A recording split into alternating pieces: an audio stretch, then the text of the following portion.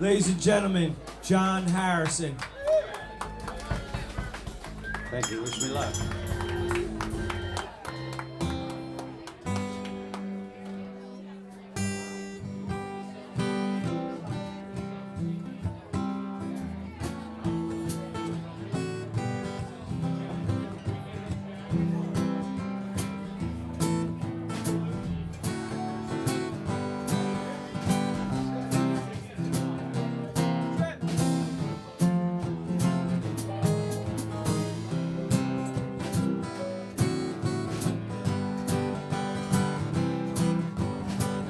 This song's called Alice's Restaurant, and it's about Alice and the restaurant. Only Alice's Restaurant is not the name of the restaurant, it's just the name of the song. That's why I call the song Alice's Restaurant.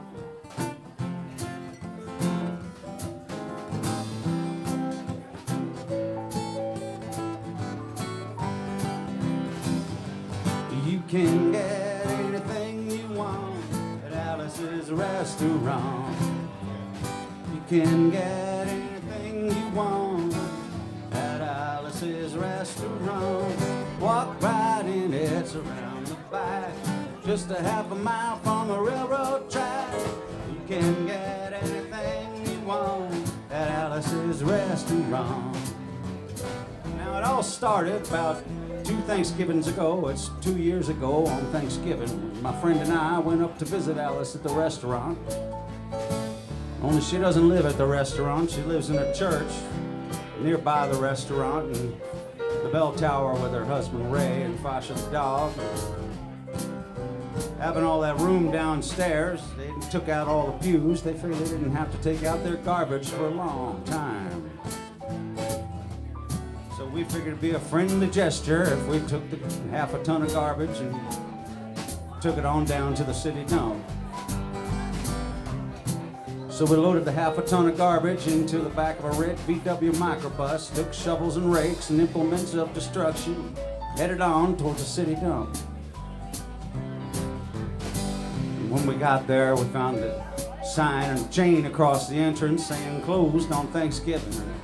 We had never heard of a dump closed on Thanksgiving, so with tears in our eyes, we went off looking for another place to dump the garbage.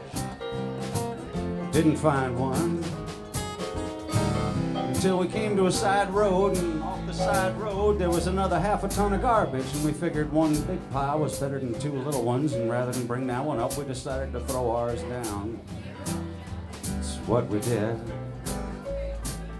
And we went back to the church, had a Thanksgiving dinner that couldn't be beat, and went to sleep and didn't get up until the next morning when we got a phone call from Officer Obi. He said, "Kid, we found your name on the bottom of an envelope at the bottom of a half a ton of garbage, and wondering if you had any information about it." I said, "Yes, sir, Officer Obi, can I tell a lie? I put that envelope under that garbage." After speaking to Obi for about 45 minutes on the telephone, we arrived at the truth of the matter and said that we had to go down and speak to him at the police officer's station and pick up the garbage later. So we got back in the red VW microbus, shovels and rakes and implements of destruction, headed on towards the police officer's station. Now, friends, there's only 1 or 2 things that Obi could have done, but there was police officer's station, and one was to give us a medal for being so brave and honest on the telephone, which wasn't likely, and we didn't expect it. And the other was he could have bawled us out and told us never to be seen in driving garbage around the vicinity again, which is what we expected. But when we got to the police officer's station, there was a third possibility we hadn't even counted upon. We was both immediately arrested. And I said, handcuffed. And I said, "Obi, I don't think I can pick up the garbage with these handcuffs on." He said, "Shut up, kid. Get back in the back of the patrol car." And that's what we did. Got to the back of the patrol car and drove to the quote seat of the crime. Now, friends, I want to tell you about the town of Stockbridge, Massachusetts, where this happened here. They got 3 police officers, 1 police car, and 2 stop signs. But when we got to the scene of the crime, there was about 4 police cars, 10 police officers, and everybody wanted to get in the big newspaper story about it being the biggest crime of the last 50 years. Took plaster tire tracks. They was using up all kinds of cop equipment that they had lying around the police officer's station. Plaster tire tracks, footprints, dog-smelling prints. And they took 27 8x10 color glossy pictures with circles and arrows and a paragraph on the back of each one, explaining what each one was to be used as against us.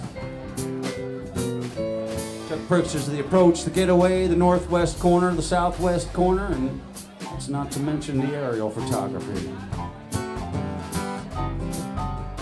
After the ordeal, we went back to the police officer's station. Obie said he was going to put us in the cell. I said, kid, I'm going to put you in the cell. I want your wallet and your belt.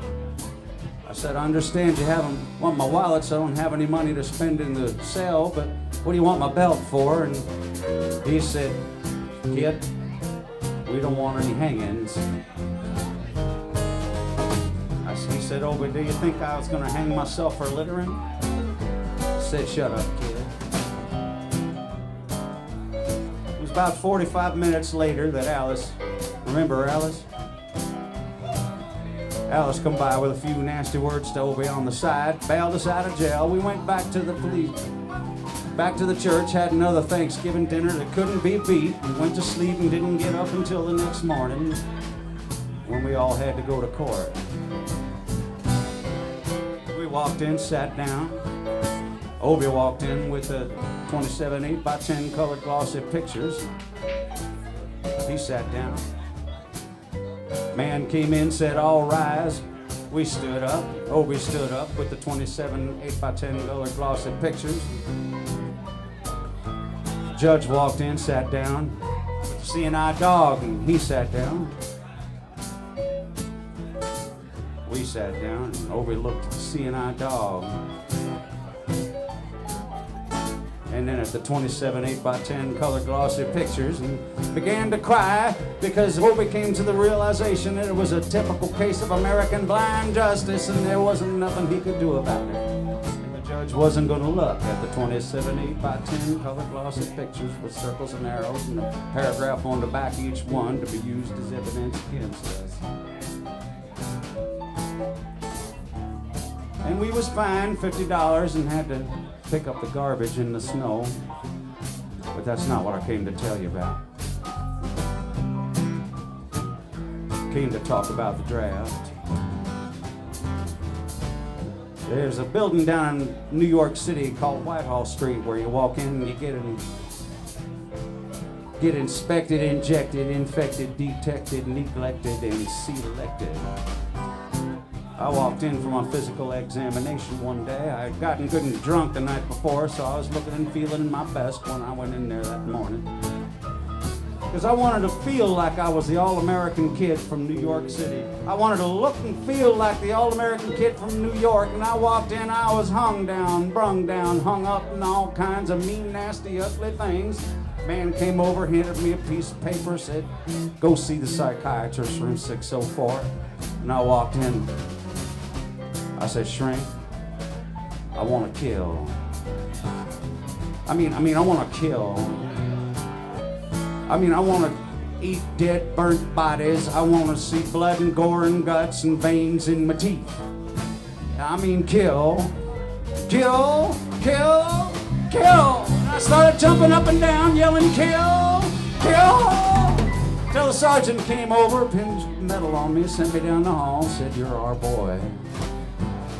Didn't feel too good about it. Proceeded on down the hall, getting more inspections, injections, infections, and they just having a tough time of it there. They were inspecting, injecting every single part of me, and they wasn't leaving no part untouched. And then it finally came time to see the last man. After a whole big thing there, and walked in. I said, what do you want? He said, kid, we only got one question. Have you ever been arrested? And I proceeded to tell him the story of Alice's Restaurant Massacre with full orchestration and 5-part harmony and other phenomena. And he stopped me right there and said, kid, did you ever go to court? Now I proceeded telling the story of the 27 8x10 colored glossy pictures with the circles and arrows and the paragraph on the back of each one. And he said, stop me right there, said, kid, I want you to go over to that bench right there and mark Group W. And I walked over to the bench there. There's all kinds of mean, nasty, ugly people on that bench. That's Group W. That's where they put you if you may not be moral enough to join the Army after committing your special crime. And there was mother rapers, father stabbers, father rapers sitting right there on the bench next to me, and it was mean, nasty, ugly, horrible, crime-fighting guys are sitting there on the bench. And the meanest, nastiest, ugliest one, the meanest father raper of them all, was coming over to me, sat down next to me and said, kid, what'd you get? I said, I didn't get nothing. I had to pay $50 and pick up the garbage. He said, what were you arrested for, kid? I said, littering. They all moved away from me on the bench there, and the hairy eyeball and all kinds of mean, nasty, ugly things until I sit in creating a nuisance. And they all came back, shook my hand, and we had fun filling out the forms and playing with the pencils on the bench there. And everything was fine. We were smoking cigarettes and all kinds of things.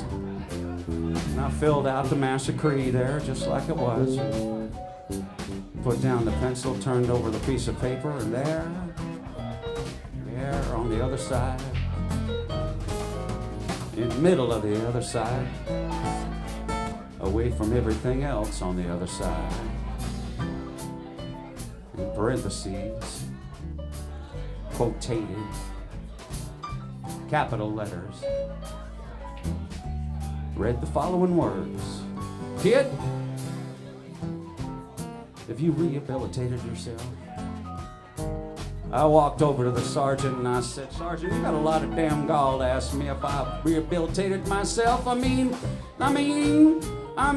sitting here on the bench, sitting here on the Group W bench, because you want to know if I'm moral enough to join the Army, burn women, kids' houses, and villages after being a litter bug.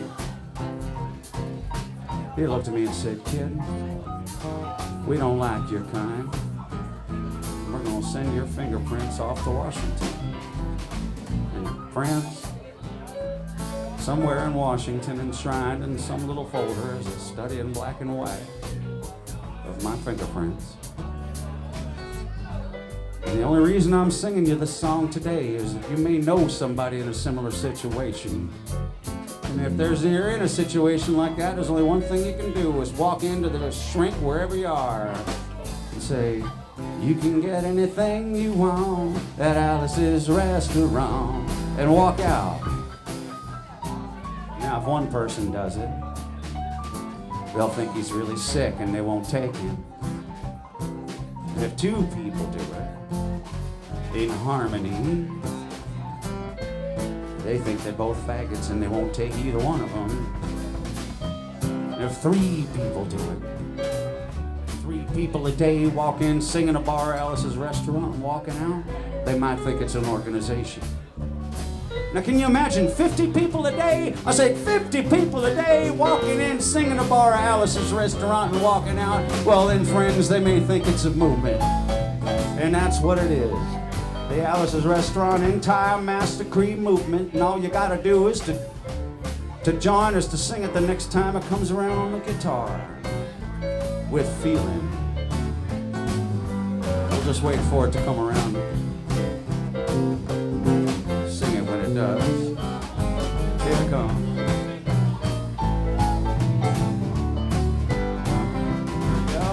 You can get anything you want at Alice's restaurant. You can get anything you want at Alice's restaurant. I said, walk right in, it's around the back, just a half a mile from the railroad track. You can get anything you want at Alice's restaurant.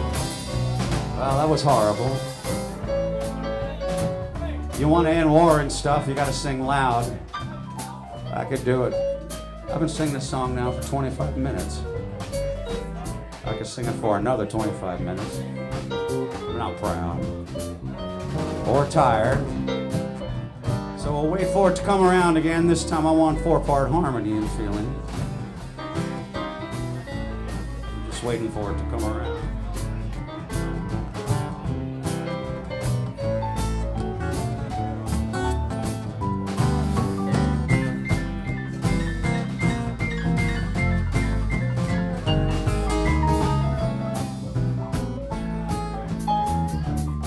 All right now. You can get anything you want at Alice's restaurant. Excepting Alice, you can get anything you want at Alice's restaurant. I said, walk right in, it's around the back, just a half a mile from the railroad track. You can get anything you want at Alice's restaurant. Da da da da da da da da. At Alice's restaurant.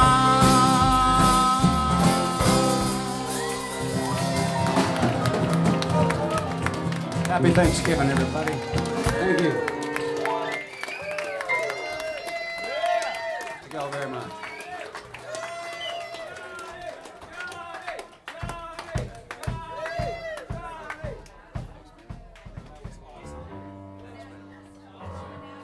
That was awesome. John Harrison, he memorized that whole damn song. It's 18 minutes long. John.